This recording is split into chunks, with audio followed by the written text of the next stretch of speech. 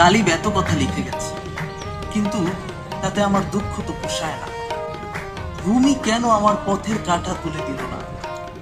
লালনকে কিভাবে বোঝাই চাতক পাখি খাঁচায় কেমন ছটফট করে? হাসন রাজা ঘর করল না শূন্যের মাচায়, আমার ঘরে আলো জ্বলে অন্ধকারে। নজরুল কি আমার মনের দুঃখের চাইতেও বেশি বিদ্রোহী? রবীন্দ্রনাথের নরম গানে আমার নরম মনটা কেন শক্ত হয়ে যায়? সুনীল জানে 7 জন্মের দুঃখ আমার এই এক জীবনে ঘটে গেছে। হুমায়ুন আহমেদকে বলতে ইচ্ছে করে আমার দুঃখরা ঠিক কতটা বিলাসী। গল্প সাজা বলে তাই কি ঘটে তার জীবনে, নাকি সবটাই এখনো আড়ালে খুব গোপনে খাপটি মেরে আছে হৃদয়ের এক